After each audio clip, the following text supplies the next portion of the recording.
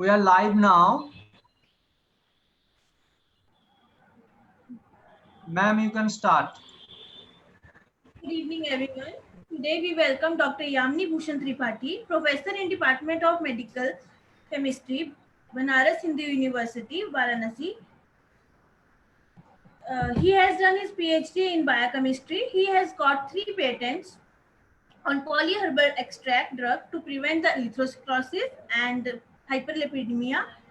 And he has also completed 10 research projects from the government funding and published 161 research article, 14 book chapter. He has got various awards and various conferences he has attended, and we are grateful to have him today's session. So he has he sir, you can, over to you now. You can present your session. So thank you very much, Priya. All the participants who are attending this lecture, today I am going to talk about Ayurvedic principles for wellness, a biochemical perspective. I dedicate my lecture to my father, late Professor S.M. Tripathi ji, who was the Dean Faculty of Ayurveda. Today I am Dean Faculty of Ayurveda in the same institution. He used to say that Ayurveda is a science and it can only be proved at the molecular level. So the best laboratory of the world should be involved in researches of Ayurveda. It is not so simple that any lab can do it, because Ayurveda is a very deep science, a science of health, and we have to understand it, because today it looks like a philosophy, but tomorrow when the science will validate it, it will become science. So we have to be very careful and very honestly working in this field. So I remember those days in 1981 when I was in PGI Chandigarh in the endocrinology department for 1 month. It is a good place. And I'm really thankful to the PGI people who have taken this integrative approach of healthcare. Friends, you know that the body consists of body, sense organs, psyche, and soul. So all these 3 things can be managed. And before that, I want to tell you that what is the cause of a disease? 90% people are healthy in the society. Only 10% people are sick. But why these people are getting sick? That is the 3 points which I am going to show you.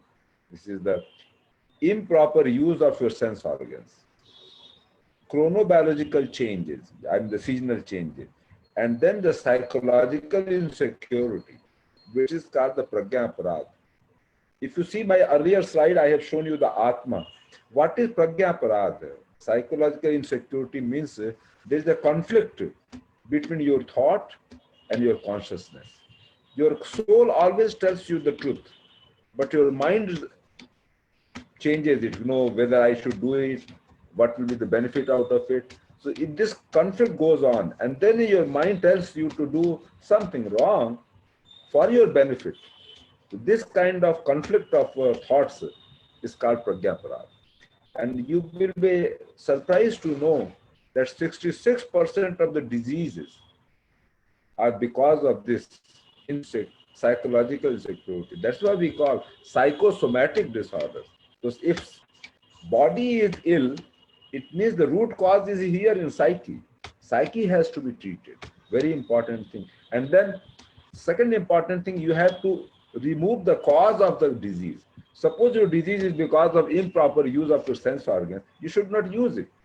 Suppose I am using mobile phone for 23 hours. I may get some problem related to my sense organ, that my brain receptors, nervous system. But if you are taking your medicine, but you are still continuing with this bad practice, you will not be cured. So that is very important. Remove the cause of the disease, number 1, and then go for the treatment. This is another slide which I want to share with you. Yeah, the pragya aparad, as I told you earlier, so 66% diseases are because of this slide. You can see the psychosomatic means all these 8 bad characters, lobh, krodh, moh, all these things has to be lesser. And but besides this, there is a genetic constitution, environmental factor, and personal situation. All the things affect your psyche, and psyche may be hyper, equilibrium, or hypo. And there are the three kind of mind thoughts: sattva, raj, and tam. Sattva is considered to be best. Raj means more active, and tam means depressed state. So this tamasic guna, more fighting nature, these are the things which come this way. So this should come down and this should go high. Ultimately, this should be the equilibrium state. So now, when we talk of the integrative medicine, what is integrative medicine? Well, everybody is using allopathy, that is the main system of healthcare. But besides that, there are many systems in different countries that can also be adopted. There is no conflict of war between the two systems of medicine. But because of personality clash, people are criticizing each other. That's not correct, because for any physician, the patient is one, and it is not the one organ, it is the whole patient. You have to see the whole patient. Suppose a cardiologist is looking towards only heart, endocrinologist is looking towards only endocrine, that is also not good. Patient is one, his one organ is affected, it means the other organs are also being affected. So holistic approach of treatment is required, so that the whole body, because body is connected, all organs are connected to each other. You cannot treat one organ and you can leave the other. That is the beauty of Ayurveda, that we go for holistic. Now I am going to talk, what are the types of treatment?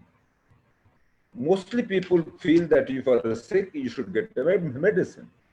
But in Ayurveda, medicine is a only small part. There are three different approaches: Deva Vyapashraya, Yukti Vyapashraya, and Sattva Vaja. There are three methods of treatment, three types of treatment. For any patient, a physician should apply all the three things together. Deva Vyapashraya means spiritual healing. You should always tell your patient to go for spiritual healing. That gives a upward movement of your consciousness. Then you are more receptive to the treatment. Yukti Vyapashraya means medicine. This is the part which is most famous. And modern medicine has only Yukti Vyapashraya. But Ayurveda has additional two more factors. So all the three should be applied. And Sattva Vaja means self-confidence building, psychological counseling. If you do these three things together, you are sure that you are going to treat the patient. As I told you in the earlier slide, that consciousness, Atma, is also there, Man, sense organs, and your body. All the four things should be treated by using all the three approaches, what I have shown you here. Now I come to the body, which I have told you earlier. I have told you earlier the psyche, the soul. Now I'm coming to the body. Body is made up of 5 basic principles: is Akas, sky, air, fire, water, and earth. And all these food which we are eating, the medicines which we are eating, also made up of these 5. See the similarity, because you see the body is made up of 3 humors, what is called body humors: Vata, Pitta, and Kapha. As in biology, we say the body consists of the tissues: connective tissue, epithelial tissue, muscle tissue, bone tissue. Here we say that Vata, Pitta, and Kapha are the 3 body basic things which make your body. And Sattva, Raja, and Tama are the 3 basic things, qualities which makes your mind. And these things should be in equilibrium. And since they are made up of these 5 elements, so these 5 elements are making your body and mind, and they are also making your food and medicine. So you should take those medicines which are rich in these elements and which are weak in your body. For example, cough. Cough, you see, is made up of water and earth. And you see the sweet is also made up of water and earth. If a man is having high cough, he should not take much things which is sweeter in nature, in rasa. You understand my point? I mean to say that depending on your body constitution, you should select your food. And we are saying aharam maha ausadi. Medicine, your food is the best medicine. Don't think of anything. Your food is the best medicine. So you have to be very careful. And earlier I told you that 90% people are healthy. So swasthasya swasthya rakshanam, aturasya vikasa prasannam. It means a healthy people should remain healthy and diseased people should be treated. And for the treatment, ahar is the best way. Food is the best medicine. If you don't get cure with the food, then you go for medication. And for medication, 3 approaches. Deva Vipasya, Yukti Vipasya, and Sattva Vipasya. All the 3 should be applied.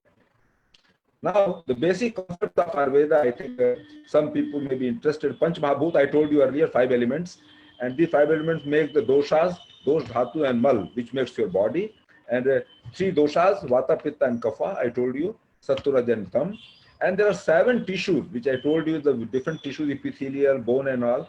Here we are having Ras, the 6 rasas I showed you, Rakt, Mans, Med, Asti, Majja, and Shukra.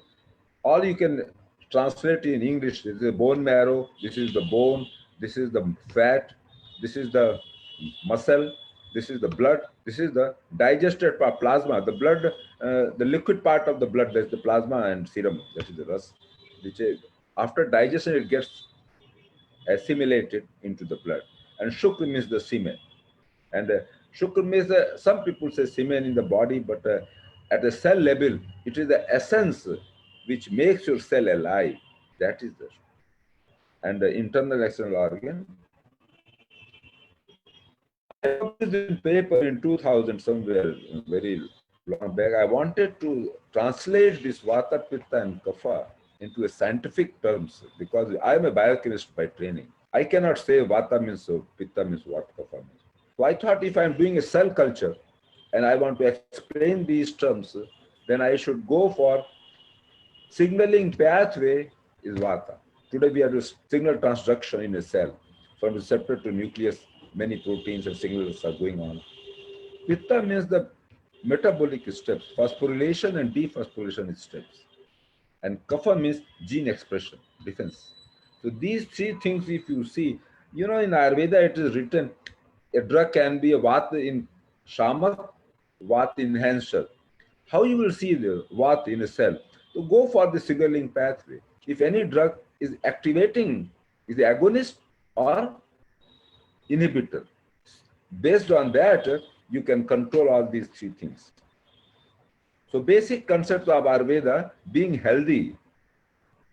This is a side tune I have made to understand people.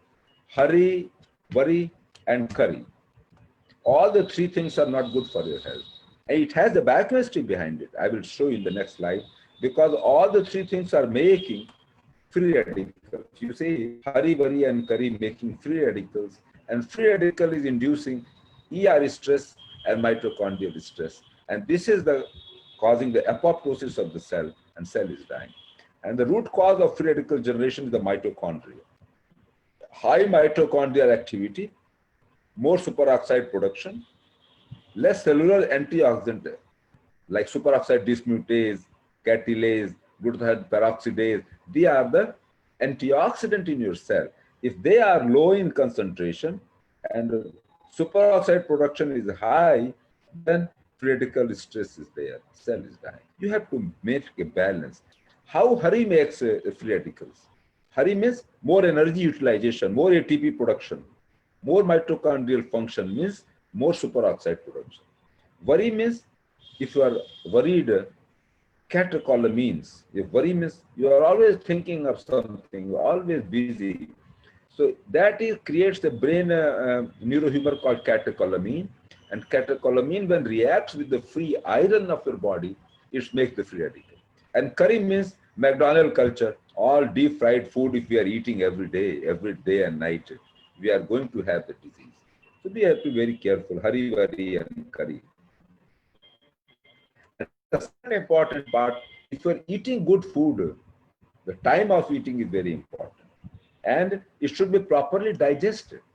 So alimentary canal is a very important part of your body. So that's why in Ayurveda it is written, Jatra Agni means digestive system. There are 13 Agnis. Agnis means the enzymes responsible for metabolism, anabolic process. So Jatra Agni is a GI tract, should be very active, and that controls these 5 Agnis. They are the 5 Bhuta Agnis, intermediary metabolism, and this is the cellular metabolism. These should be in the men well controlled. If this is not good, if your digestive system is not good, whatever you are eating, it is not going to assimilated in your body. So that is very important. And why, how your digestive system can be maintained, here it is written. So 3 things you should keep in mind: food, sleep, and code of conduct. Food, sleep, and code of conduct. These 3 things are the basic pillars of a good health. You should have good food, good sleep, and good behavior. Second point, you should stick to the solar rhythm. Rhythm means morning, sunrise, and sunset. Every activity should be coordinated with this circadian rhythm. And then food habits and diet. When you are eating and what you are eating, both are very important. This is called the Kal Bhojan. The time of eating is very important. And then Rasayan and supplements. If you are not getting healthy with these things, then you should go for treatment. Rasayan means some medicines. I will tell you in the next slide. And supplements of these medicinal plants and other things. And ultimately yoga and naturopathy. These things are very important for keeping good health. And here I am saying fasting strategy, Langhan. In Ayurveda we say the Langhan, or the time. You should not eat all the time in the day and night. At least 12 hours difference is very good. Otherwise, 3 hours difference in 2 meals is very, very, very important. So fasting strategy is important. And then calorie restriction, time restricted feeding, intermittent feeding, periodical fasting. These things are very important. Now I am coming to, what is this?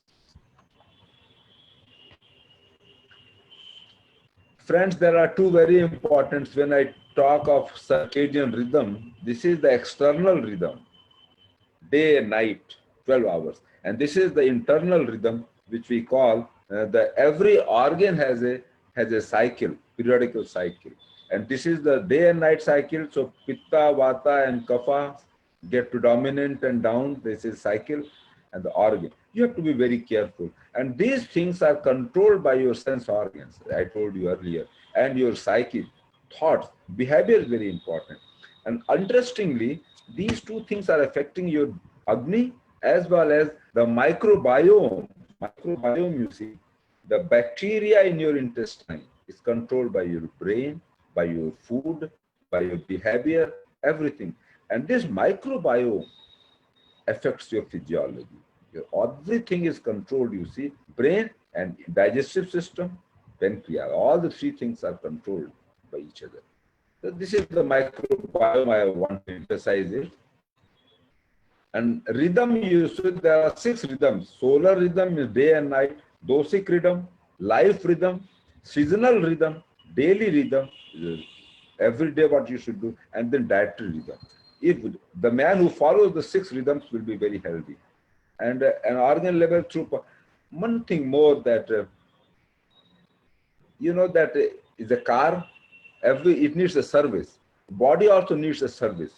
Body purification is very important. At the body level, we are recommending Panch Karma, but at cellular level, we are recommending autophagy. And autophagy is controlled by your fasting. So intermittent feeding with a good gap of time is very important to keep your cell clean. If your cell is clean, then only your metabolic process will be good. Otherwise, there will be accumulation of undigested food in the body or undigested broken proteins in your cell. That is it. Because you know that 1918 Nobel Prize was there, 2018, and that was the autophagy. because of this one. And ama, I told you, the undigested proteins which get accumulated. And you know what, which is the cell responsible to remove this? That cell is the proteases, lysosomes. Lysosomal proteases are responsible for removing this accumulated like antibodies, lipid and protein peroxides, immune complexes. These things should be keep on removing by autophagy. If it is not, then cell is getting endoplasmic reticulum stress or mitochondrial stress. Friends, this is very important slide.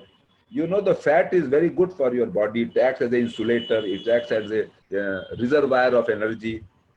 But if the adipose tissue is embedded with macrophages, you see macrophages, M1 type, they become inflammatory.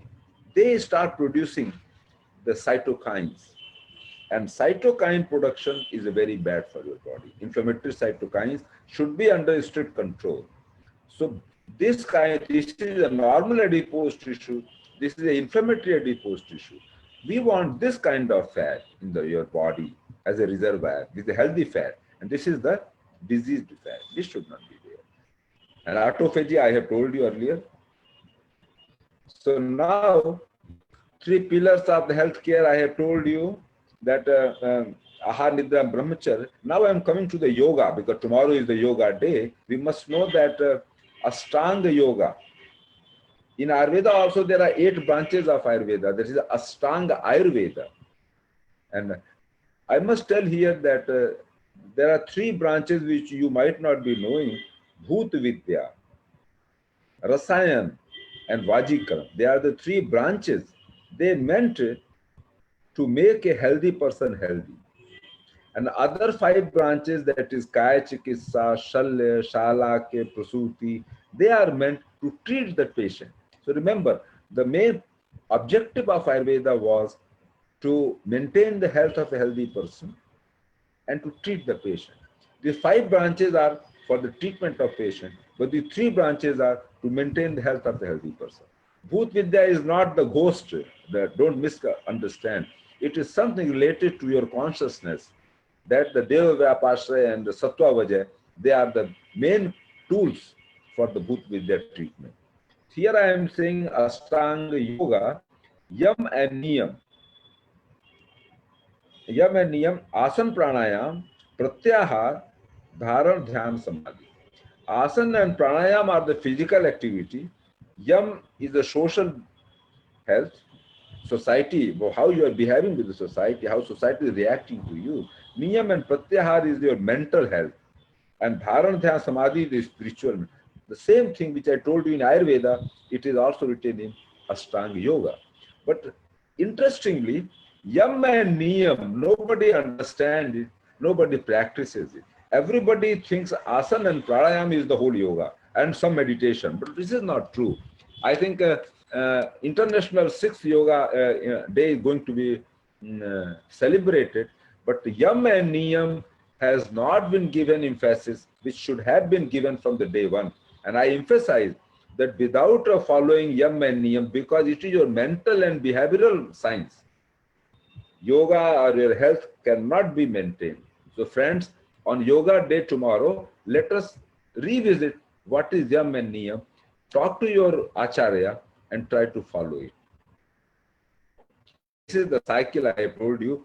In the night time, this is a very important thing which I want to share with you. From 10 p.m. to 2 a.m. in the night, Pitta is high. You should not eat anything. What is happening nowadays? Because the boys are busy in studying, they are awakening in the night. When they are awakening, they are getting this McDonald's food or something they are eating. In this period, eating is very bad. This is the main genesis of bad health.